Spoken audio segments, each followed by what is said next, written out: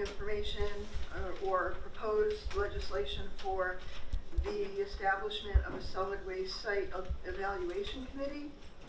And I'd like the committee to take some time to review this so that we can discuss it. I know I did send it out electronically, and you may have reviewed it already, but I did want to make sure that everybody got a hard copy. So I'm going to pass that around each way. There you go.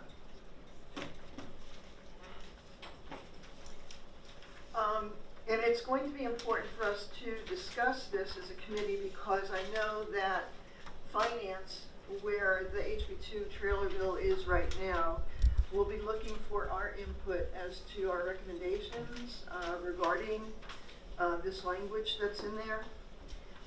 And I also know that so this goes from page 14 to page 24, I believe. Yes. So that particular section I'd like us to pay particular attention to. I know that some of this, what they're proposing, may already be in some way, shape, or form in bills that we have already considered or are considering or have passed or may be passing today. And we can certainly at some point there may be a committee conference to sort of, smooth everything out, make sure everything jives. But, so I just wanted to bring that to your attention. Also, we are going to be deviating from our normal schedule and meeting this week, tomorrow, on a Wednesday. We normally meet on Tuesdays. We're going to be doubling up on this week and also the week after next week when we come back from school vacation week, because we won't be having committee meetings next week. I'm planning on meeting March 4th and 5th, March 11th, possibly March 12th. I don't know yet. I've left that open. Certainly we still have a bunch of bills ahead of us. We're working on right now the food bills, and then we're going to start getting into animal welfare bills. So just so you have an idea that we may be meeting a couple of Wednesdays coming up. Okay. We have a work session ahead of us now. Okay. Moving to HB707, requiring the Department of Environmental Services to establish a site-specific setback distance for proposed new landfills. And I believe Representative Potenza, you were working on an amendment to that. I don't believe that amendment is ready for today. No, it's no. Oops, no, it's not. It's very close though, so I could probably I don't have a draft from OLS, but I could give you like my draft if we wanted to do that. I could send it up to have printed. I have that on the list of exec bills on March 4th. Okay.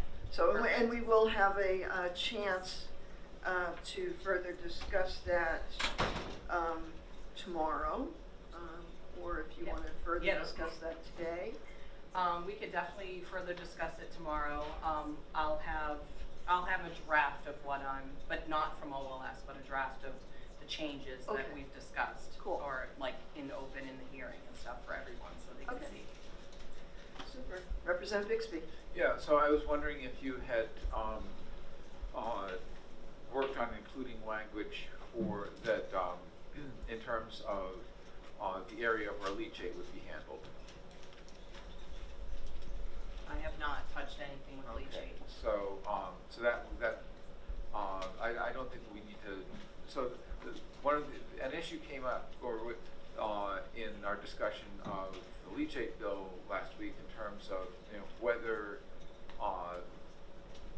the area at a landfill where leachate is stored and transferred is required to be under to have a double lining underneath it to catch any potential spills, and the answer that we got from Mike Wimsatt did say that that is part of the, assessing the area where leachate is handled historically as part of the review process, but he did not say that that there is a double lining required underneath that, and that might be something that we want to add to the to 707 in order to make sure that we do in fact have every potential spillage area covered by the bill. Yeah, I think it's a fantastic idea. I just, can that be implemented in such a way that, because this is basically updating rules, the 800 rules, so can that be implemented in my bill in such a way that it could be just, 4 or 5 lines and not like, that's what I'm saying, to get into a real big, long explanation. That's what, I think that's the only piece that I was concerned with. Representative Germana? Thank you, Madam Chair. Yeah, I'm very happy to work with Representative Potenza. We had a preliminary conversation because we decided that 707 was probably more appropriate because it's about operations as opposed to 215, which is about the plan. And I do think it's something we could probably do in 3 lines. So I'm very happy to work with Representative Potenza on that language. Yep, that sounds like a really good plan. Yep. All right, let's get it done today. We'll get it done today. Okay. All right, let me just make my note here.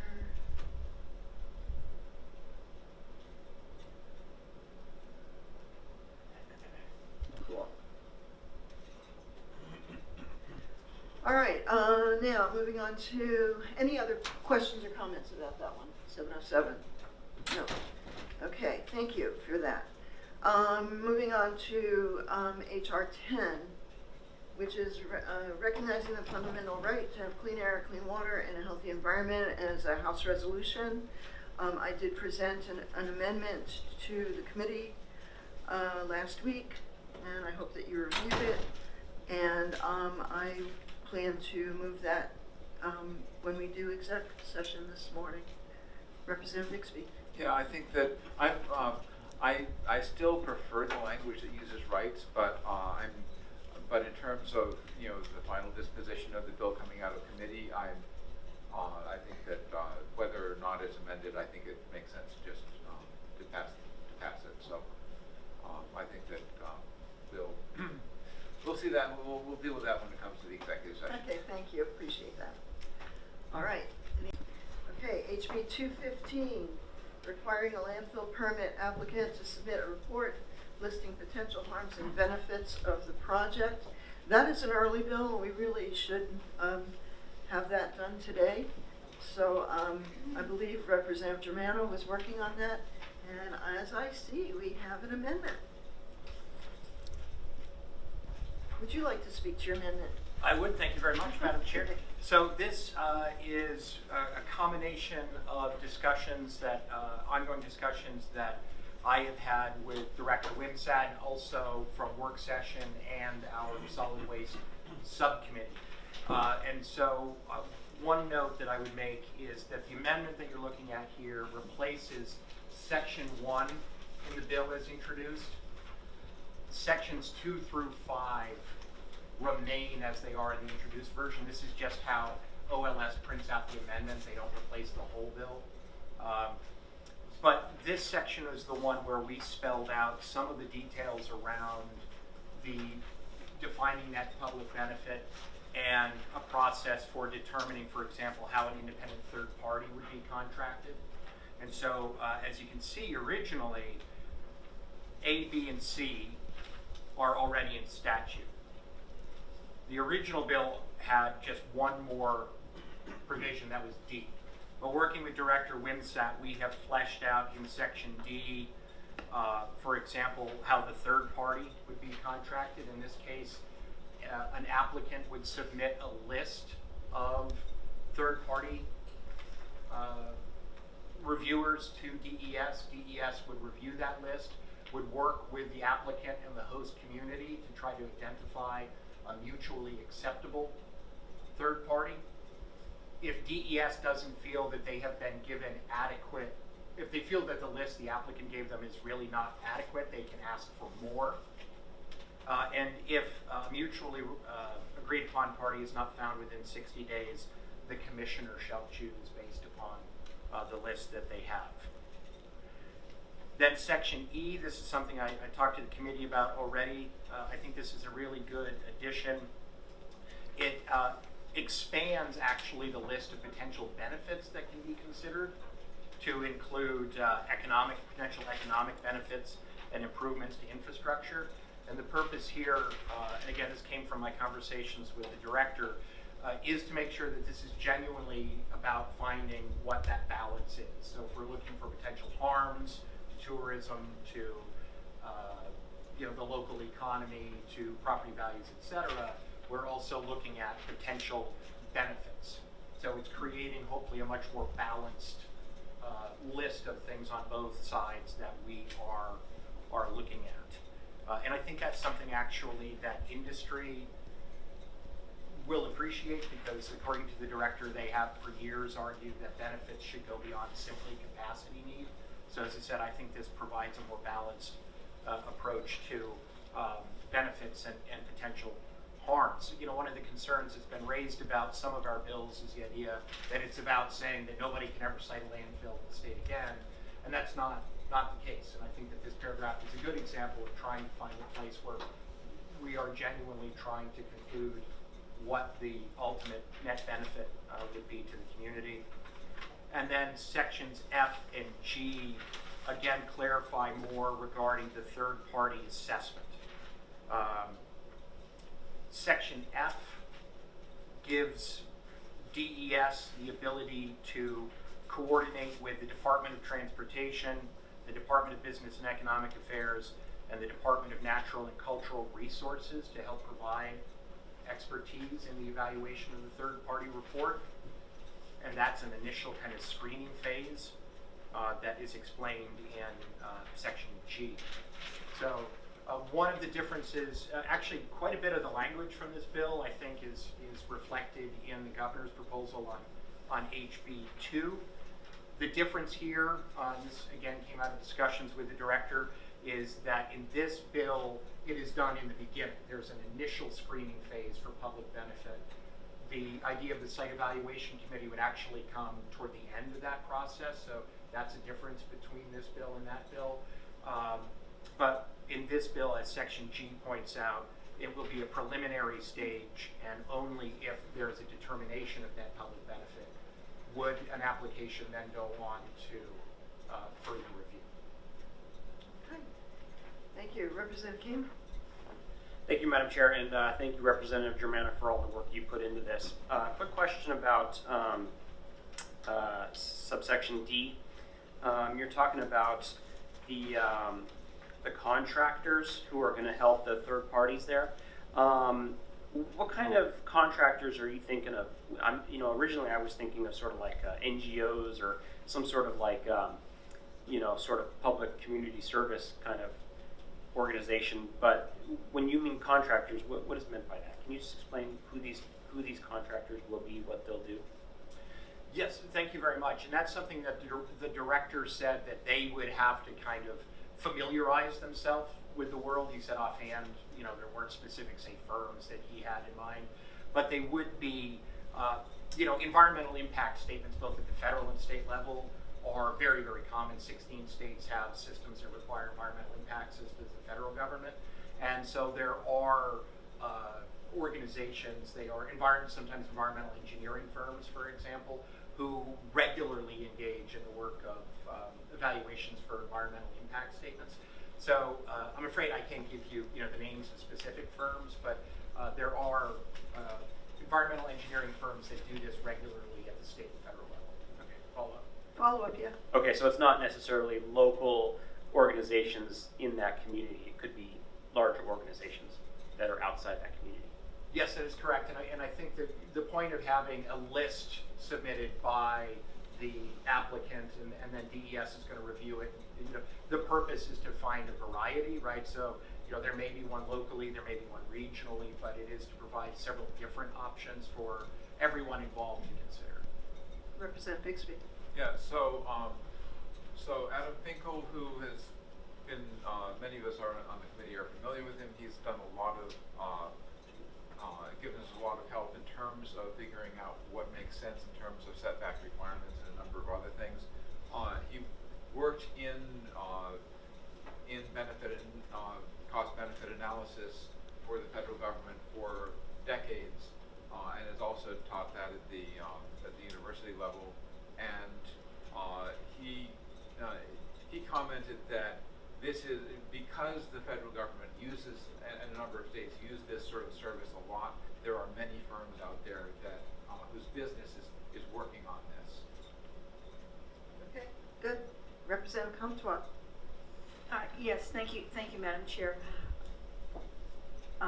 Just a quick question on what would disqualify or make the department decide that one of the contractors on the list is not acceptable? And what is the criteria for that? Thank you for that question. And I would have to follow up with the director. He's the one who suggested that, that we put in there. But he didn't tell me what would constitute a disqualification. So I can make an inquiry about that. Sure. Yeah, because if someone's giving a list, then they need to know kind of what the criteria is that the department's looking for in a contractor. You know, and make sure that, you know, someone's not wasting their time. Representative Potenza, I'm sorry. Representative Germana, you had a reply? Thank you. Yes, and I think that's an excellent point. I can follow up with the director. I will say, as Amy Manzelli said when she testified before the committee, that this process is always a negotiation, right? So that kind of communication between the applicant and the department would be regular to try to define what those parameters are, but I will definitely try to get more clarification from the department. Representative Potenza and then Haskins. Yeah, I agree with Representative Germana. Great question, though, Representative Comtois. I think it's just there's so many people from the research that we've done in this whole public benefit. It's been going on for a very, very long time.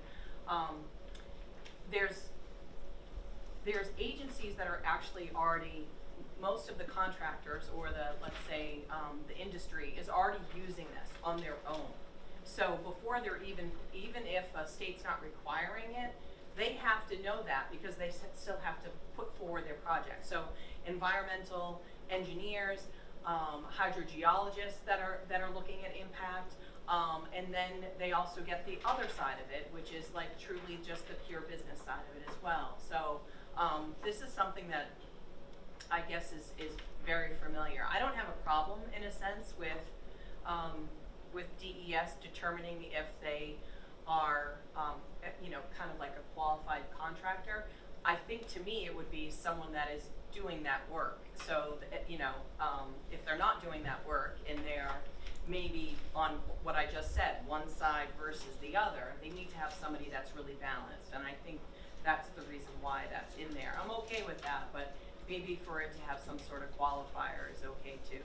So, but I don't think we can be very specific in this legislation. It has to be a little bit open. So, I'm really happy with the amendment. Thank you for all your work. Representative Haskins.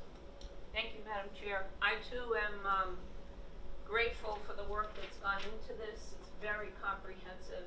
I think it's going to help us a lot. I'm concerned about when the preliminary review is done, is the legislature and perhaps the solid waste subcommittee, is somebody going to be brought up to date on where things stand and notified if there's a problem with the preliminary review? Representative Germana. Not more so than we already have, right? So if somebody puts in an application and for whatever reason it fails, so for example, you know, Casella has already put in a number of permit applications and there have been issues with those and have been returned to Casella, and we don't get informed every time that happens. So no, there would not be more of a formal notification process than we already have when permit applications are returned to applicants. Representative Haskins, follow up. Thank you. So if you're content with that, that we would, in the work that the subcommittee has done and perhaps would continue to do, that we wouldn't know exactly how the permitting process is going or how that preliminary review part of the process is going? I am comfortable with it the way it is. I don't think we need to build in a formal notification process. I mean, those of us who are interested, and there are a lot of us, can always make inquiries, and that information will be made available. So I'm comfortable with the way it is. Okay. Representative Bixby. Yeah, I mainly have another sort of observation question, but I just wanted to say that our departments do a vast number of permit applications.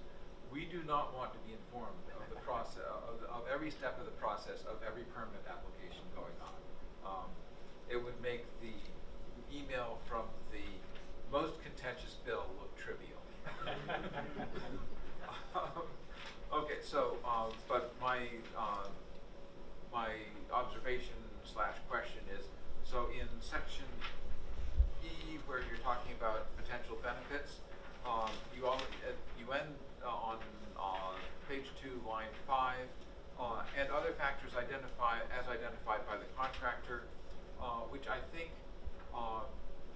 is we can't anticipate all of the potential benefits that someone might come up with, so I think that makes sense. But I just want to clarify that we do still have at a later section in the bill that any potential benefit or harm has to be related to the specific site, and so it can't that other factor can't be something in another part of the state. Right. Yes, thank you very much. That's an excellent point. One of the other sections in the bill, which is not included in this amendment, says that it is a one-to-one, right? You can make a claim for benefits at one location, not bundling multiple locations. Yes, correct. I was under that understanding as well. Representative Gruber. Thank you, Madam Chair. I'm very supportive of how this has evolved, and I think we've addressed the comments we've had through many feedback in the public hearings.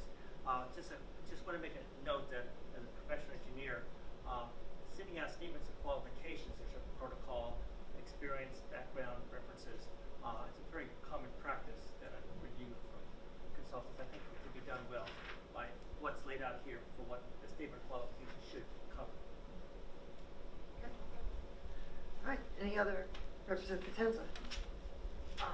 I know that we're going to talk about this at another time. I just because it's in reference to this, I think that, did you just pass that out? Here we go. Okay, so in SB2, The trailer bill. correct. Yep. I just want everybody to make notice because I think it's really important. At the bottom of page 17,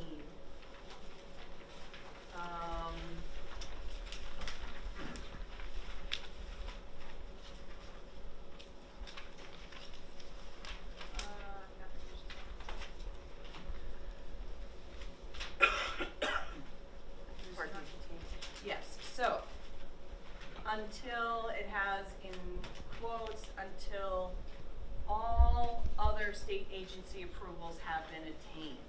I just think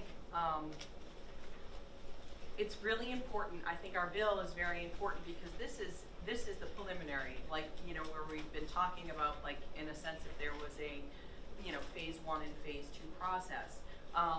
Having a company go through, you know, 5 years worth of work and then have possibly a panel of 5 people say, hey, sorry, your project doesn't work.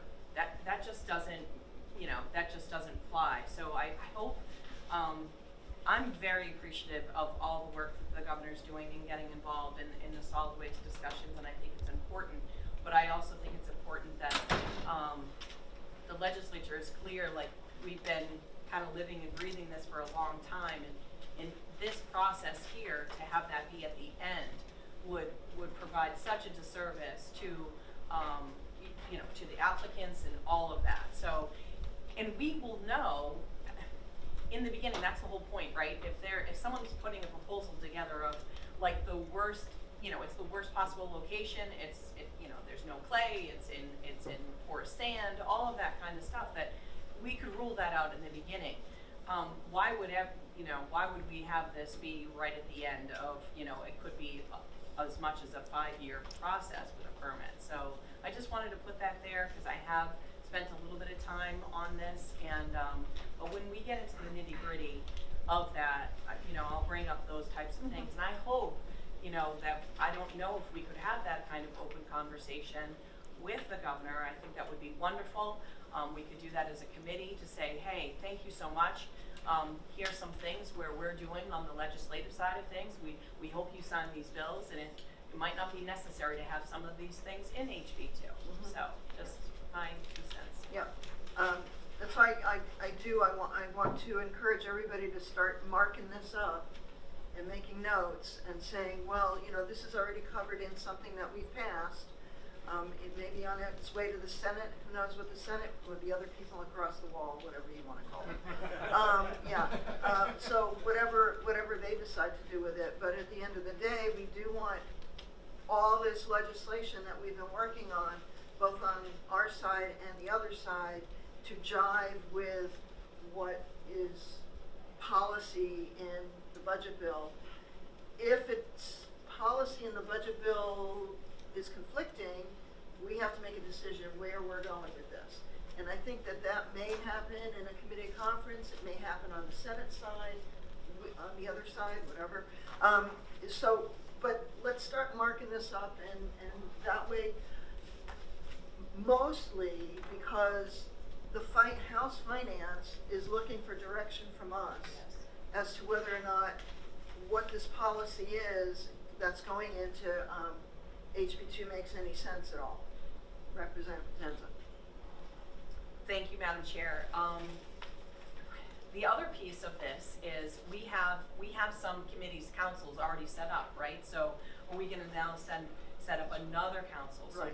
Is this going to take away from one versus the other? And if it did, one, if it was fully, occupied, actually is a little bit more representative for the public and for the environment as well as the industry. It's more balanced than what this would be. So there's some conflicts in there, which we setting up another entity just specifically when we already have that, so there's some confusion in there, just based upon some of this, the solid waste council and stuff like that. So it's my intention for us to set aside some time to maybe do a work session on this policy that's in the budget bill the week after we come back from next week break.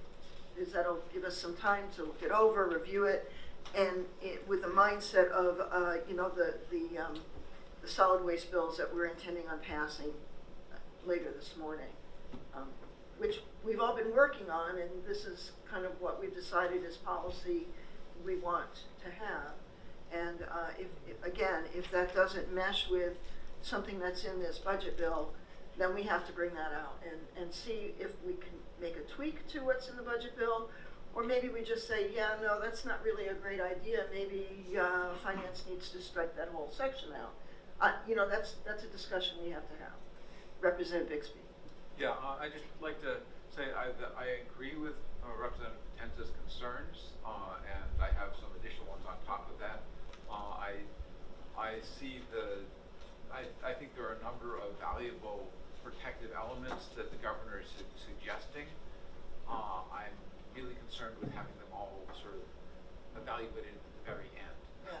And I think that in terms of the legislation we're working on, what we're working on is essentially a policy that is a House position. And so we don't need to pay attention to what the governor is saying in her in her proposal for HB2 in order to evaluate the merits of the policy and the bills that we're looking at.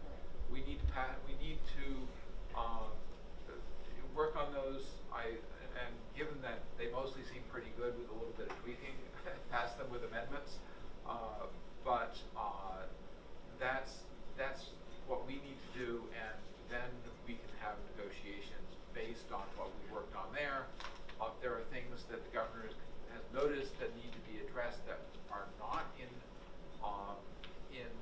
bills, that's something that would be perhaps something to be negotiated for HB2.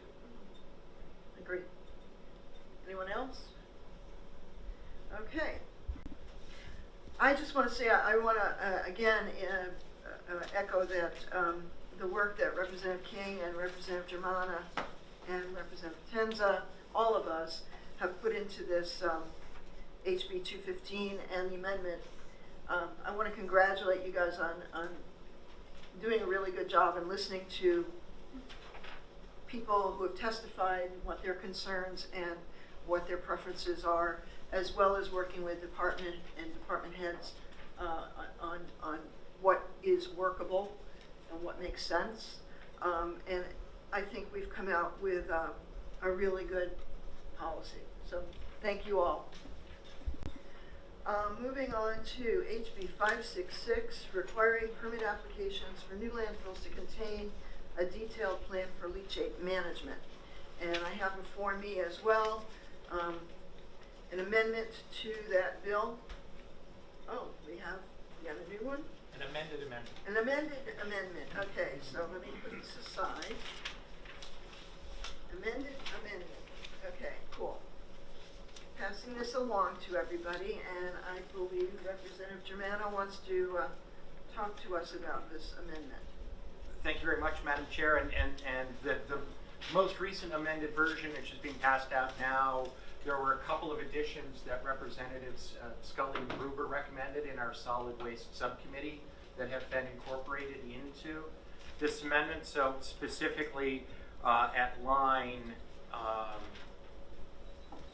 let's see, yes, line 10, if you go up actually to the beginning of the sentence in line 8, the leachate management plan shall include at minimum a description of how leachate will be collected and stored on site. And then the following clause was added by recommendation in the solid waste subcommittee, if and how it will be treated on site. So for example, right now, turnkey treats on site. So we wanted to include, if someone is treating on site, that this plan would include their description of that process. And then down at line 13, and I think this was a very good recommendation, I believe it was Representative Scully, that the plan include details of all contractual agreements between the applicant and at least 2 facilities that will be engaged in the transport and the processing of leachate, so that we know that their plan includes backup contingencies if their primary contracted facility is unable to meet their needs. I spoke with Director Wimsatt about that. He said that they would actually, they like having at least 2 in the statute. In rule, they may say at least 3. They want that flexibility to require more, but he said at least 2 would be a good addition to statute. So I appreciate, I think it was Representative Scully who proposed that, so we had that implemented. So what this bill does is lines 5 through about 14 talk about the plan that you would submit with your application for leachate management, and then the remainder, starting on 14 through 21, speaks specifically to what has to be included in contractual agreements. And the director said that he sees this as strengthening their rules and the application of their rules. He said that currently these facilities operators have to have, they tell DES we have these contracts, but what this statute will do is actually require more details from those contracts be reported to DES, and the director said that that would be very helpful for their managing compliance. Very good. Any questions or comments? Thank you for reviewing this with us, and thank you for putting it together. And again, I appreciate the work you and others have done in bringing this amendment to us for this bill and making the bill a better bill. As a co-sponsor, I'm real happy. Okay, thank you. HB171, establishing a moratorium on issuance of permits. I'm sorry, Representative Gruber? Yes, thank you, Madam Chair. That's the one that I have an amendment for. Oh, 171? Yes. Oh, okay, yeah. So establishing a moratorium for the issuance of permits for new landfills, and Representative Gruber, you have an amendment.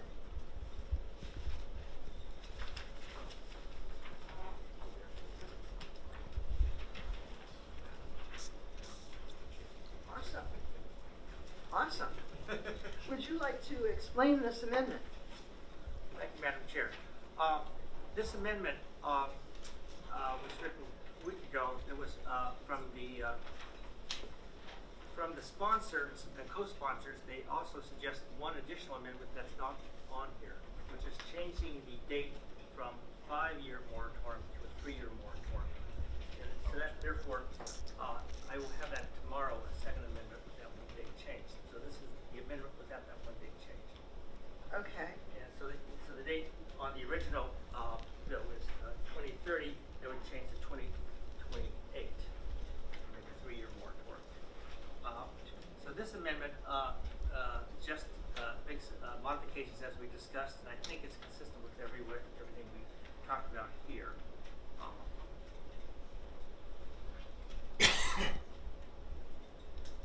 So in that we are expecting an amendment, a different amendment. They would only change the date that came. We would then recess this. We won't consider this for our exec session later this morning, but instead do that when we come back from vacation week. Yes, or if tomorrow if you wish, we'll have. We won't be execing any bills Okay, tomorrow. during the next. Okay. Yeah. Sorry for the delay. It was a Oh, holiday. yeah, no, I get it. Certainly a lot of amendments are not going to be ready because of yesterday's day off. Representative Germana? Thank you, Madam Chair. And I wanted to point out, just because it has been so long since we've talked about this, that one of the tweaks that was made that people may recall is a change to lines 7 and 8. Originally, the introduced version says that the department would not receive applications during this moratorium. This was changed to say the department may accept applications, evaluate them for completeness, and request more information to make an application complete. So that was the tweak. The original bill said no acceptance. This amendment says they can accept it and evaluate it only for completeness. That way, at the end of a moratorium period, if there's an application, it's a complete application that they can begin to evaluate. So I know we discussed that. I just want to remind people because it feels like it was a long time ago that we talked about that. Okay. Does the moratorium also include expansions? Landfill expansion? No, the moratorium in the specific, this is just the amendment, does not refer to any expansions of existing Okay, landfills. that's fine. It's only for. Well, yeah, and if I may, it specifically excludes expansions in Section 2, lines 12. Oh, right. Okay, I didn't read that far. Thank you. Okay, cool. All right, so we are going to put this one aside, and okay, so let me. That'll be recessed.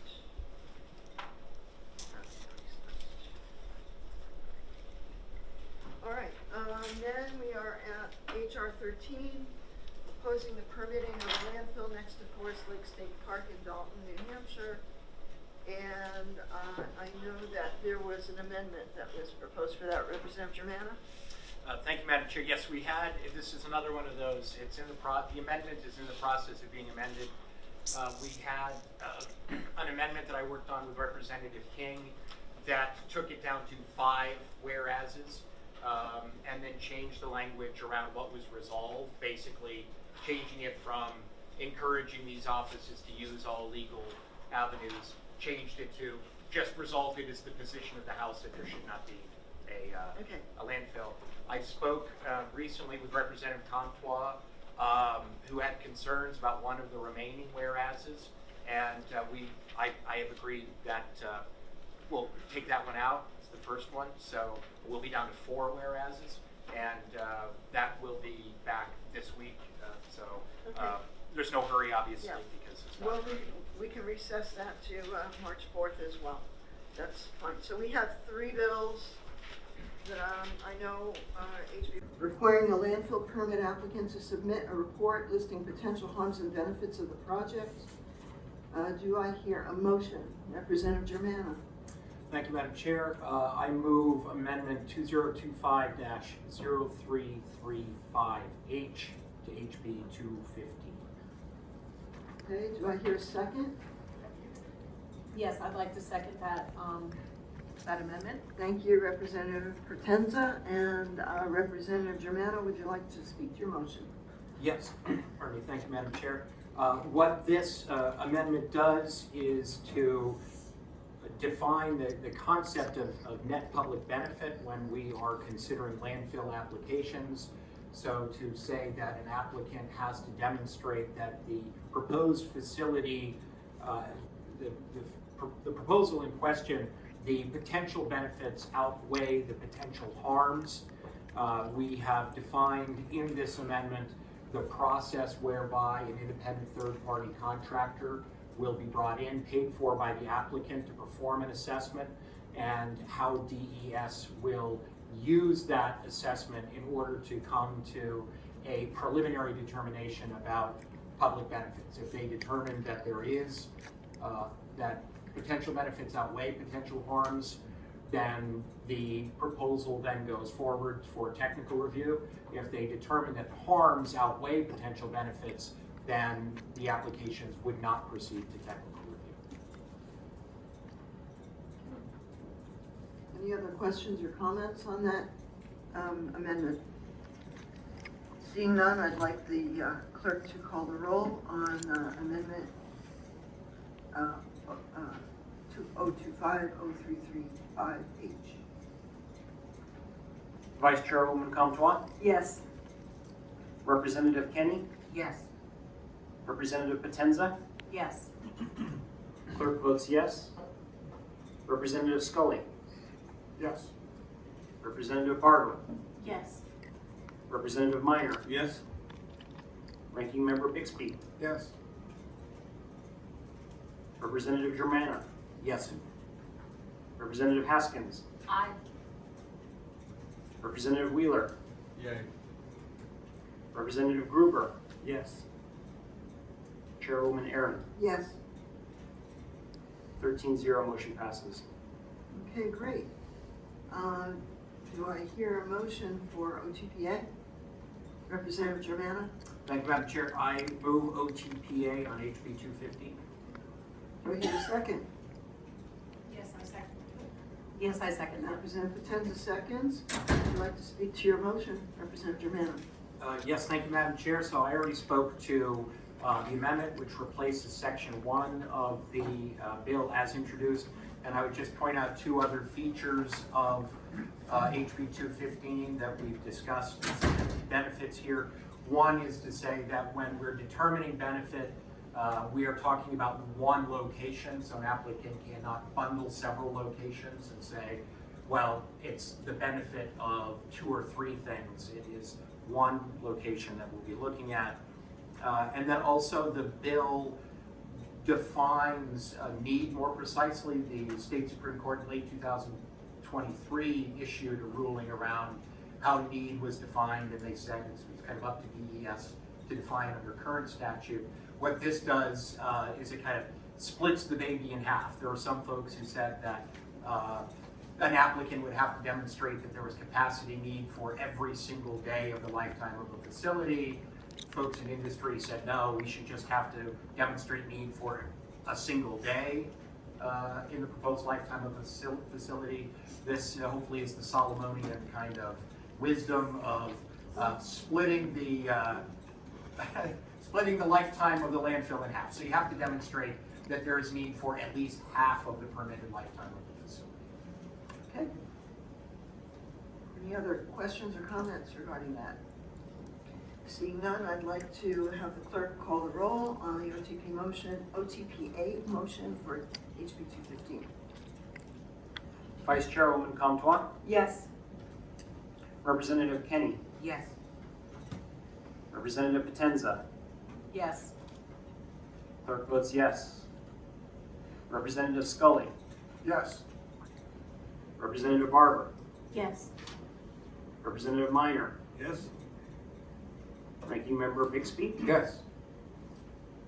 Representative Germana, Yes. Representative Haskins, Aye. Representative Wheeler. Yay. Representative Gruber. Yes. Chairwoman Aron. Yes. 13-0, motion passes. Okay. HB566, requiring permit applications for new landfills to contain a detailed plan for leachate management. Do I hear a motion?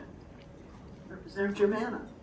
Thank you, Madam Chair. I move Amendment 2025-0429H to HB566. Okay, do I hear a second? I'll second that. There you go. Would you like to speak to your motion, Representative Germana? Yes, thank you, Madam Chair.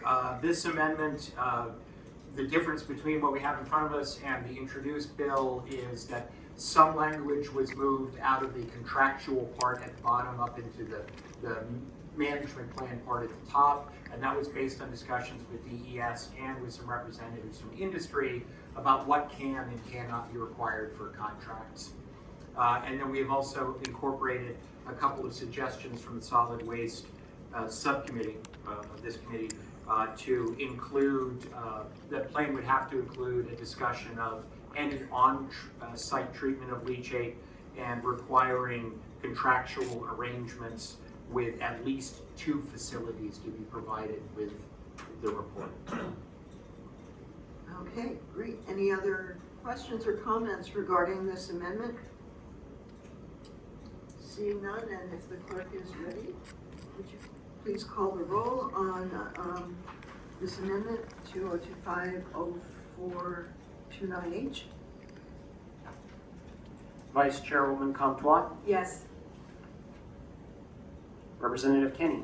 Yes. Representative Potenza. Yes. Clerk votes yes. Representative Scully. Yes. Representative Barber. Yes. Representative Minor. Yes. Ranking Member Bixby. Yes. Representative Germana. Yes. Representative Haskins. Aye. Representative Wheeler. Yay. Representative Gruber. Yes. Chairwoman Aron. Yes. 13-0, motion passes. Okay, thank you very much. And I would like to put that on consent. Now we need to do the OTPA. Oh, I'm sorry. Duh. Yeah, okay. Do I hear a motion for OTPA, Representative Germana? Thank you, Madam Chair. I move OTPA on HB566. I second that. And I don't know if you want to make any. Only Speak on- very speak briefly, on I your want motion. to say we often refer to what we do here as the sausage making process. And I just want to say that Sweet or hot? right, this one was sweet. I do want to say this was a really enjoyable experience. It was, you can see from the sponsorship, it is bipartisan. We had a lot of great discussions, a lot of great feedback. There's discussions with DES that was very helpful, discussions with members of the industry, discussions with some of our environmental activist friends. So there are a lot of cooks in this, metaphor, see? A lot of cooks in this particular kitchen, but I think this is a case actually where we ended up with something really, really strong, and I have hopes that this bill can go far. Thank you. I concur. Any other discussion? Seeing none, would the clerk take the roll call on OTPA for HB 566? Vice Chairwoman Comtois. Yes. Representative Kenny. Yes. Representative Potenza. Yes. Clerk votes yes. Representative Scully. Yes. Representative Barber. Yes. Representative Minor. Yes. Ranking Member Bixby. Yes. Representative Germana. Yes. Representative Haskins. Aye. Representative Wheeler. Yay. Representative Gruber. Yes. Chairwoman Aron. Yes, 13-0, motion passes. thank you.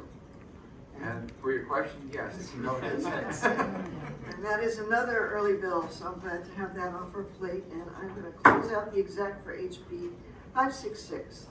Cool. Does that mean consent calendar? A consent calendar, yeah, but also I would have to follow up with where it was supposed to go next, since it's a study committee. Yep. Any other comment, question? I will now close the exec session. I'm going to open up the exec session for HR13, opposing the permitting of a landfill next to Forest Lake State Park in Dalton, New Hampshire. And I am also going to recess the vote, the exec on this for March 4th at 10:30 in the morning, because again, we have an amendment forthcoming for this HR bill. And without objection from anybody, I am going to recess this bill. I'm closing the exec session on HR 13.